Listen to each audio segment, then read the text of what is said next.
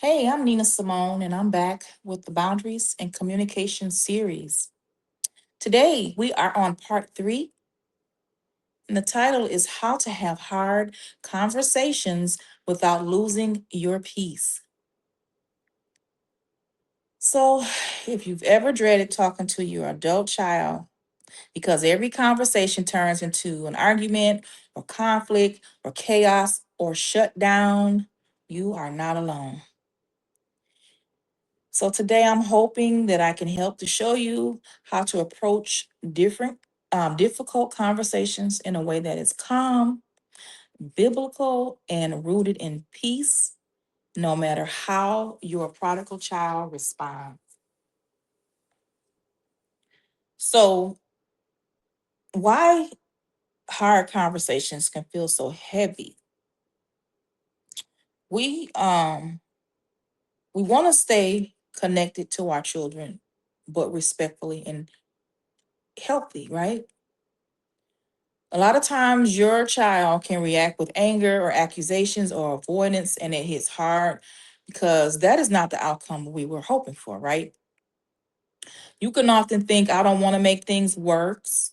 Or some of us feel like they're walking on eggshells, or I shouldn't have to defend myself to my own child, or every time I say something, it blows up, you know. But here's what I want you to remember: peace is not the absence of conflict. It's the presence of God guiding your responses. God calls us to speak truth and to stay peaceful. And I prove that Ephesians 4th chapter, 15th verse, and it's the NIV version says, speak the truth in love. So truth without love becomes harsh, and love without truth becomes enabling.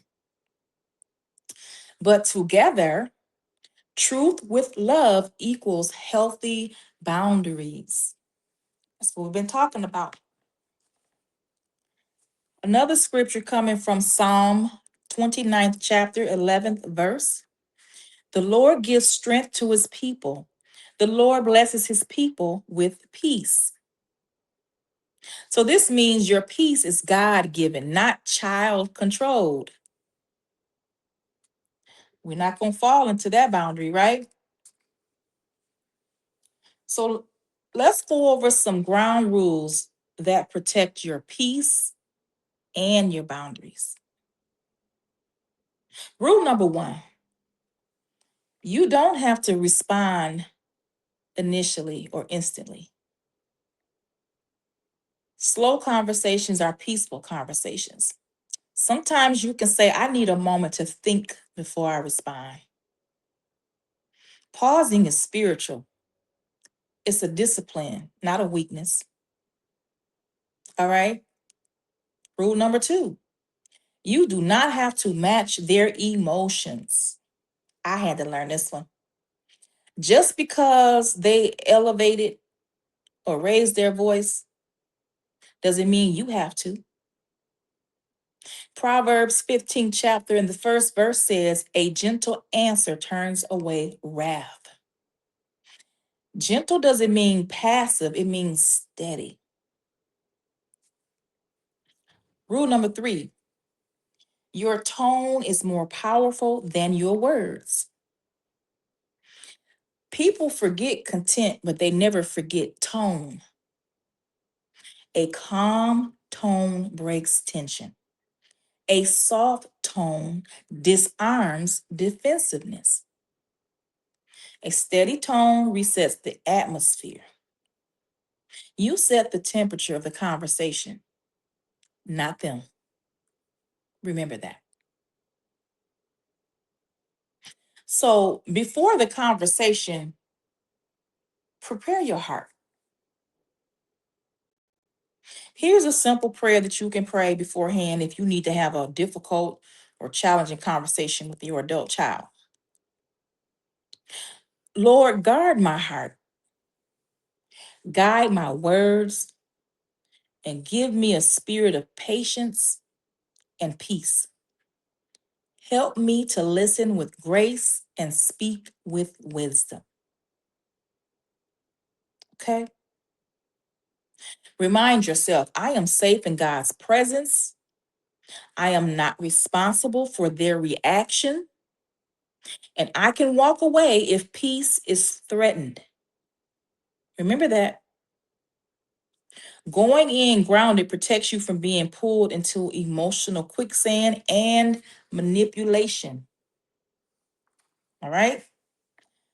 So now during the conversation, we're going to discuss four communication tools that you need.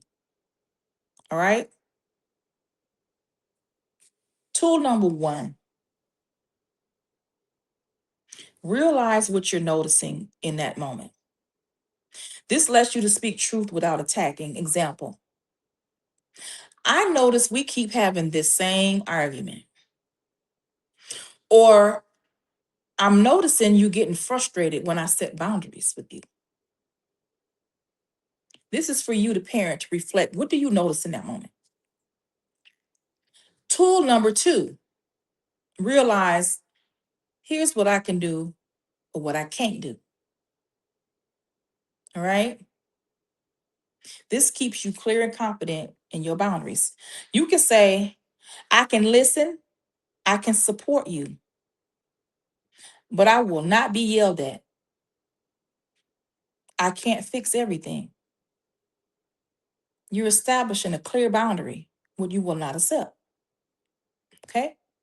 Tool number three, use I statements, not accusations or you statements. Instead of saying, you never listen, try, I feel dismissed when I'm interrupted. Okay? Using I statements keeps the door and communication open. Using you statements slam the door shut and it causes opposition, right? It affects your communication. Tool number four, take some time out. You can say, hey, let's put a pause on this. I want this conversation to honor God and we're getting off track. Or whatever way you want to put it. You come up with what you want to say. But sometimes you have to say, hey, you know what? We need to revisit this conversation at a later time. Okay? Even Jesus withdrew from crowds to protect his peace. And so can you. All right? After the conversation, you got to release your child's response to God. You can speak calmly. You can set boundaries firmly. You can communicate clearly. But you cannot control their reaction. Some adult prodigal children, when you set a boundary that they don't like, they shut down, they get angry, they blame you, they manipulate, or they twist your words. And I know this one all too well. When that happens, take a deep breath and remind yourself, my peace comes from God, not their approval. Your peace comes from God, not your child's approval or disapproval. Okay? Philippians 4th chapter, 7th verse. And it says, call this the peace that transcends all understanding. Let that be your anchor. Another possibility, what if they refuse to have the conversation that you need to have?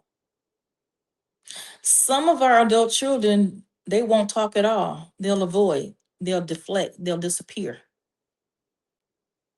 And here's what you do. You pray for the right timing. Because you remember in the Bible said there's a time and a season for everything. Some conversations need to wait. Pray for the right timing. But keep your boundaries consistent. Stay open without chasing. Remember the prodigal son's father? He didn't chase his son. We have to stay open, but do not chase. And we have to trust God with the parts we can't fix. Love does not force communication, it invites it. Okay? Hard conversations don't have to steal your peace, but when you speak truth, do it calmly. Stay rooted in scripture, and then you let God lead the tone instead of your emotions. And then eventually you'll find yourself talking with your child from a place of confidence instead of fear and guilt. And that is where transformation begins. Now, this wasn't a long, drawn out conversation today. Like I say, I've been researching a few things and tips about how it can help our community with boundaries and communication with our adult children. So that is it. I truly pray that this was helpful to you. So please make sure to subscribe and share this with another parent who needs encouraging. Uh, I'm sure someone you know who struggle with communication and boundaries with their children. Share this video. So that is it. Join me in the next video for part 4, and I'll see you soon.